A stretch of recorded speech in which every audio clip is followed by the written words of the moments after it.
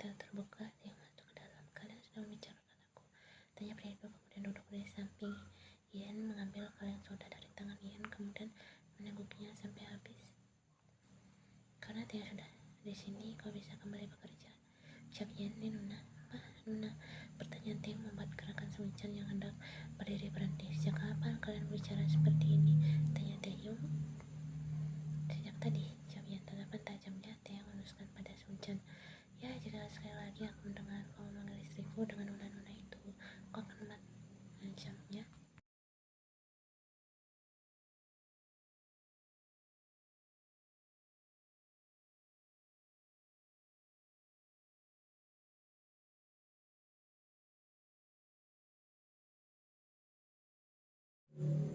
Ian memukul keras pundak suaminya itu.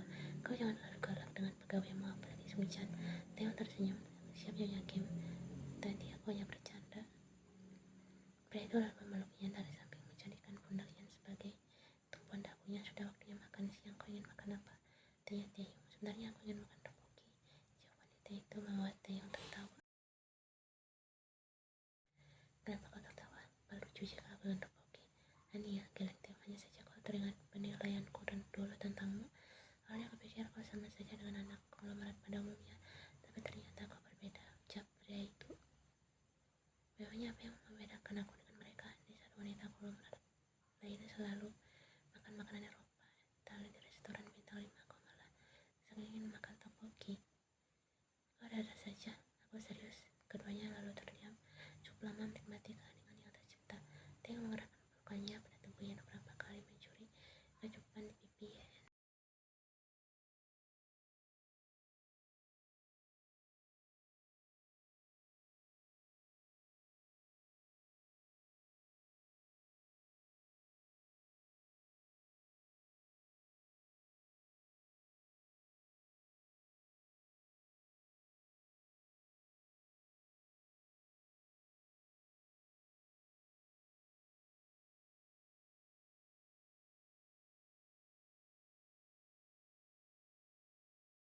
Siang berganti malam, Kim Taeyong tengah duduk di atas ranjang sambil menonton video CCTV kemarin di apartemennya. Pria itu terus mengulangi video tersebut.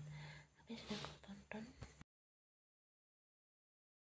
Suara tersebut membuat Taeyong menoleh ke sisi ranjang. Ian berdiri di sana dengan balutan handuk putih meliliti tubuhnya serta satu handuk lagi membungkus kepalanya. Ian lalu naik ke tempat tidur, kemudian tengkurap di paha Taeyong.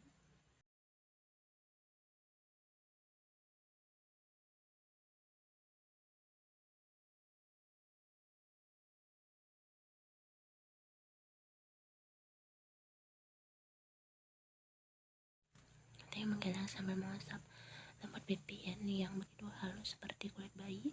Aku yakin pasti akan ada petunjuk. Saya ingin bertanya sesuatu. Tentang apa? Kenapa hubunganmu dengan Taeyong berakhir? Ian terkekeh mendengar pertanyaan pria itu. Dia selingkuh, jawabnya dengan entengnya. Aku tak mau saat diajak dengan dia memilih mencari wanita lain. Taeyong terdiam. Dia benar-benar tak menyangka jika alasan Taeyong dan Ian putus karena itu. Ternyata Taeyong juga maniak, pikir Taeyong. Tapi kenapa kalian masih tetap akur sampai sekarang?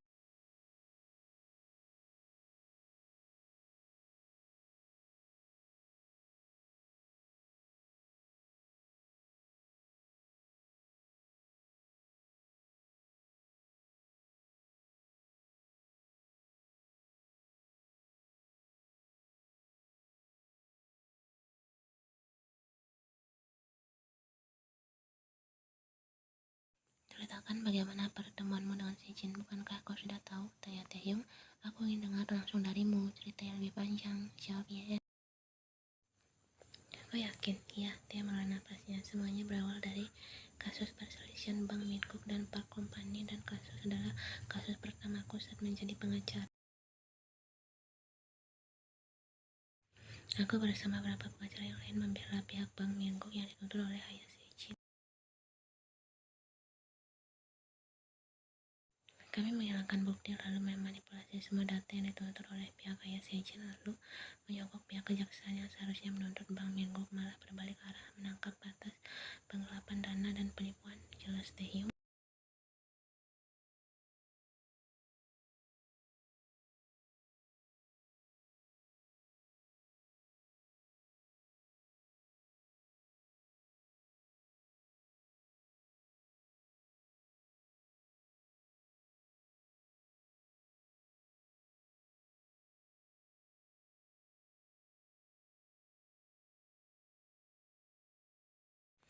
Dia menceritakan semua yang ditanggung keluarganya ketika Park Company bangkrut dan aku sangat merasa bersalah saat itu. Kami semakin dekat dan karena rasa bersalah yang besar itu akhirnya membuatku berniat menebusnya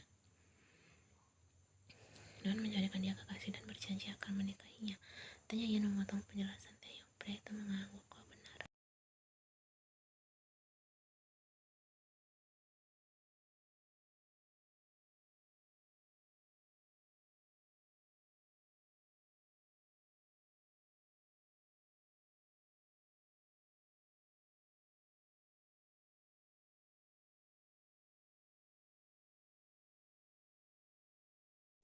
Bagaimana jika dia memintamu untuk kembali padanya lagi setelah ini? Bahkan di tengah pernikahan kita, tanya Ian. Jika itu terjadi, maka saat itu aku akan jujur padanya jika aku adalah salah satu orang di balik kehancuran Park Company. Pagi yang cerah kembali menyapa keluar dari kamar dengan penampilan yang segar karena pria itu baru saja mandi. Pria itu mencari keberadaan istri yang ternyata sedang memperbaiki gorden jendela. Setiap pergerakan wanita itu tak pernah hilang dari perhatian Taeyong. Dengan senyum mengembang di wajah tangannya, pria itu berjalan pelan sambil mengendap-endap menghampiri Ye.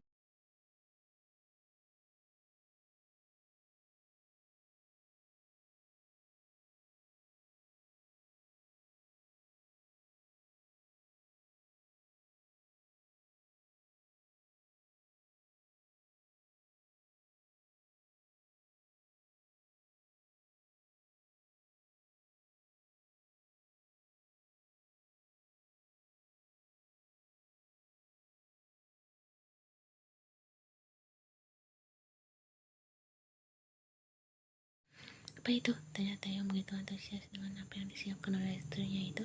Ia tersenyum kemudian menarik tangan Taeyong lalu mendudukkan pria itu di kursi makan. Wanita yang kini menjabat sebagai Nyonya Kim itu kemudian pergi ke meja pantry membawa piring kecil lalu meletakkannya di atas meja.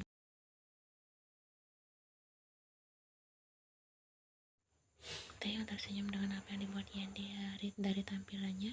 Pasti rasanya enak, komentar pria itu kemudian menarik tangan Ian mendudukkan wanita itu ke atas pangkuannya. Cepat suapi aku.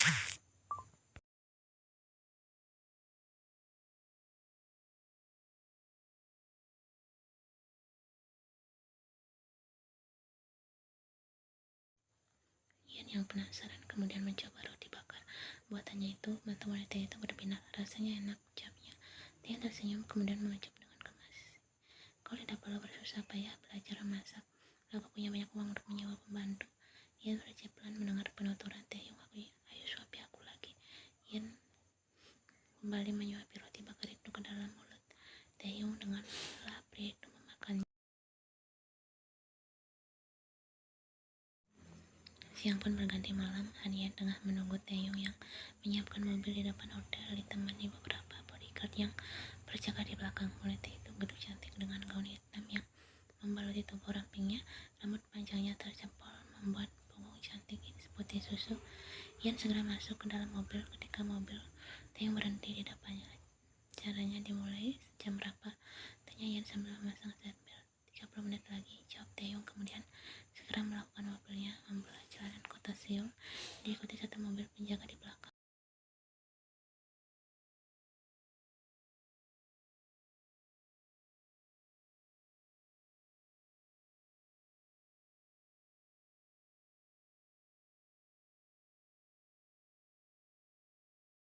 Sepasang suami istri itu akhirnya sampai di aula acara peresmian sebuah hotel milik salah satu kolega jauh Taeyong itu.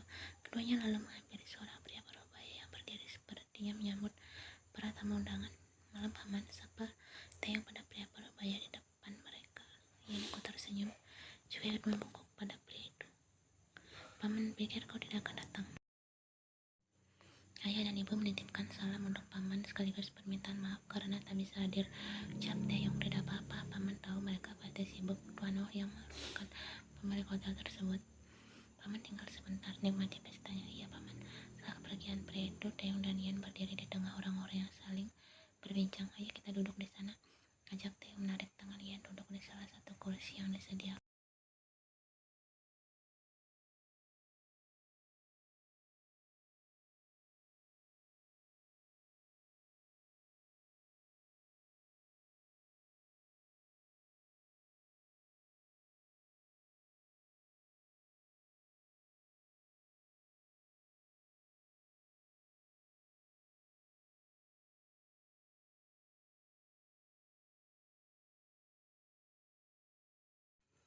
sama Nyonya Kim. Ucap pria itu membuat ia terkekeh, kemudian meneguk Josharok yang Taeyong berikan tadi.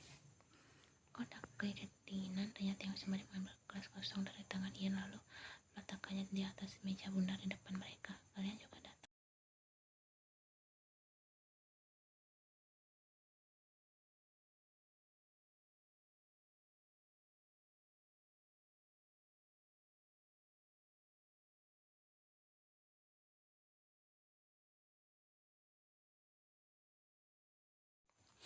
Ia tersenyum pada wanita hamil yang duduk di sampingnya itu. Gimana? Wanita itu juga mengenakan gaun berwarna hitam.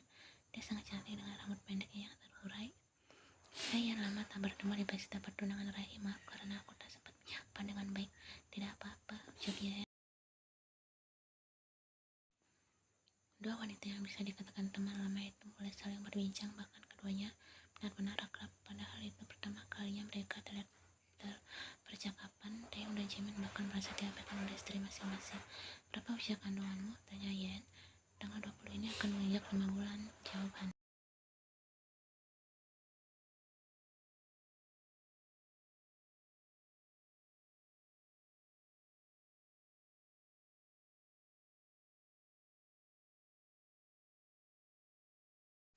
Apa hamil itu menyenangkan? Tanya Yen lagi. Ya, tapi pada trimester pertama aku akan mengalami masa sulit, tapi untung saja aku tak mengalaminya, melainkan Jimin. Dia muntah setiap pagi, bahkan dia tidak sempat masuk kantor.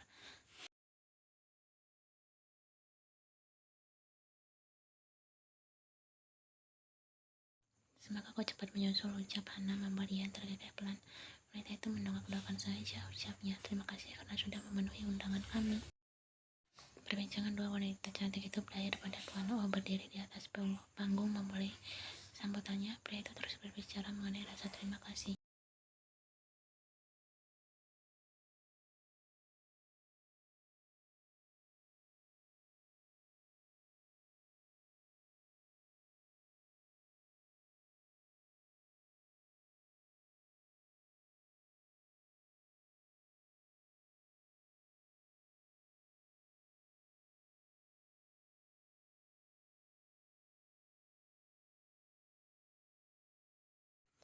Para tamu undangan bertepuk tangan menyambut dua orang itu. Pria tua tadi memberikan mic pada keduanya, kemudian mulai berbincang-bincang. Jadi apa yang membuat kalian datang kemari memenuhi undangan saya? Tanya Tuan.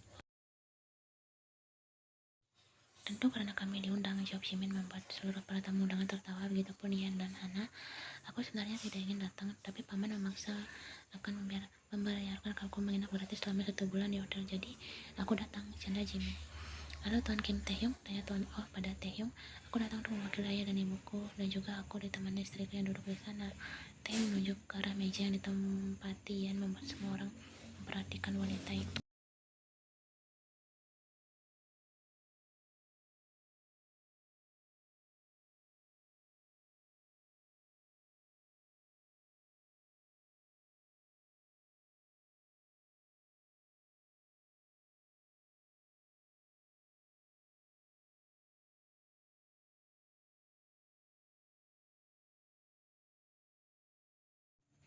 Setelah acara peresmian hotel milik Tuan Oh, sepasang suami istri itu pulang ke hotel. Mereka duduk di sofa. Taehyung menopang kepalanya di sandaran sofa sambil memperhatikan Ian yang sedang melepas cepulan rambutnya. Merasa sedang diperhatikan, Ian menoleh ke kanan dan mendapati Taehyung sedang menatapnya. Kenapa? Taehyung duduk menyamping menyandarkan kepalanya pada sandaran sofa. Taehyung yang masih mempertahankan posisinya seperti tadi fokus memandang wajah.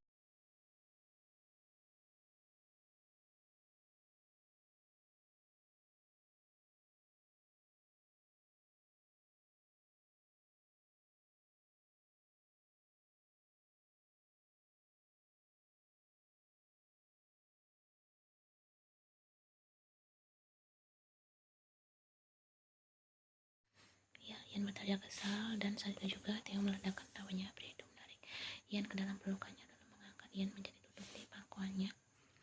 Taehyung menyandarkan kepalanya pada sandaran sofa. Tangannya terangkat mengusap sisi wajah Ian yang sedang memasang ekspresi kesalnya itu. Taehyung tersenyum lalu mengusap punggung Ian dan menarik wanita itu merapat ke tubuhnya.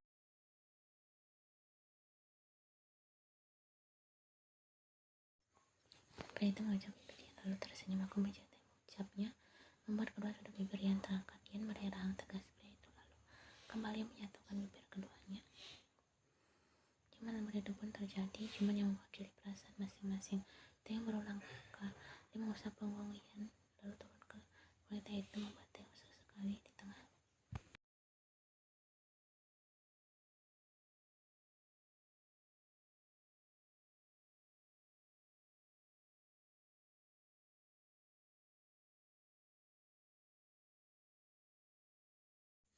Pria bermarga kini itu hanya membiarkan saja apa yang sedang istrinya itu lakukan.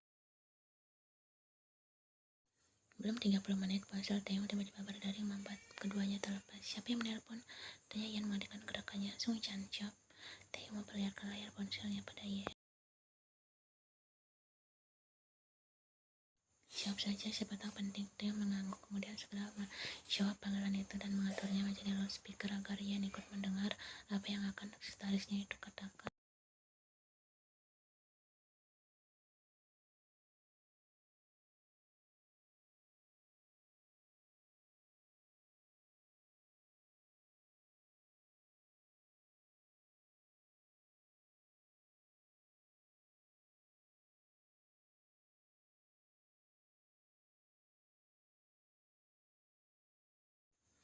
Baiklah, Theo segera mengakhiri panggilan tersebut bersamaan dengan sebuah pesan dari Jimin masuk ke ponselnya.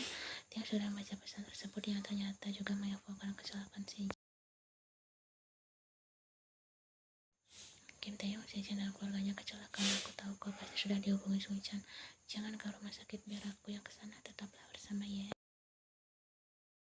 Taeyong meletakkan kembali ponselnya di sampingnya lalu menatap Yan yang terdiam. Setelah mendengar kabar dari Sung Chan tadi, Taeyong menghela nafas lalu meraih wajah Ye. Kalau gitu pergilah ke rumah sakit, ucap Yan. Aku akan pergi jika kau juga ikut sholat Taehyung.